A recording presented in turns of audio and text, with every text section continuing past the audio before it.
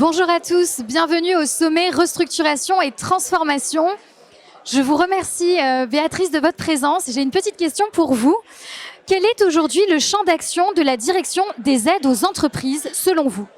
Bien, bonjour et merci beaucoup de convier la région Île-de-France à cette journée, à ce sommet.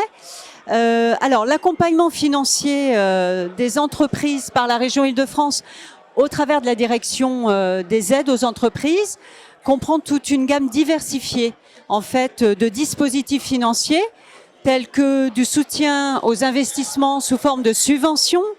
Nous avons également des prêts. Nous avons des garanties ou de la co-garantie bancaire sur du financement bancaire traditionnel.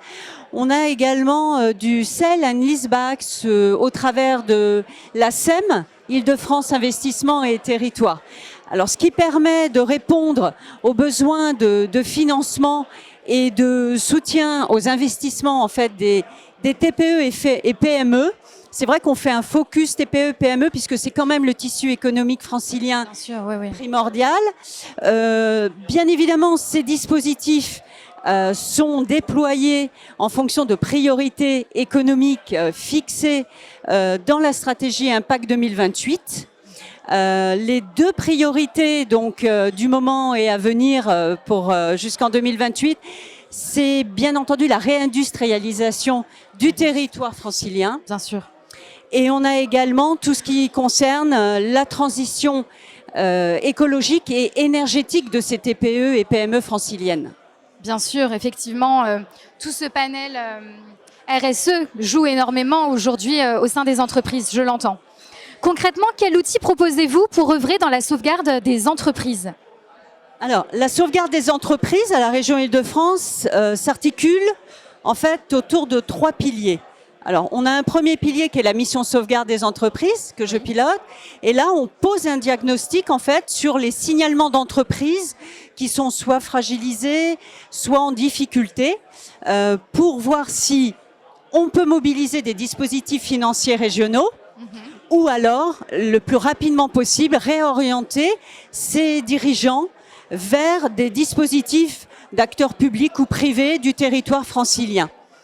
C'est la première strate, le premier pilier. Ensuite, on a en complément une plateforme, sorte de guichet unique, Assist Entreprise, une plateforme régionale partenariale où les différents acteurs de l'accompagnement des entreprises en difficulté peuvent conclure un partenariat en fait avec la région et mettre à disposition leurs services, alors leurs dispositifs ou leur formulaire de contact, d'accompagnement pour que les dirigeants puissent être accompagnés et puissent surtout être réorientés vers les bons interlocuteurs qui répondront spécifiquement à leurs difficultés puisque préalablement, ils auront identifié sur cette plateforme la typologie des difficultés qu'ils rencontrent afin en fait qu'ils ne soient pas noyés ou perdus sur la boîte à outils qui est quand même assez conséquente. Voilà. Tout à fait. Et enfin, et là c'est le dernier dispositif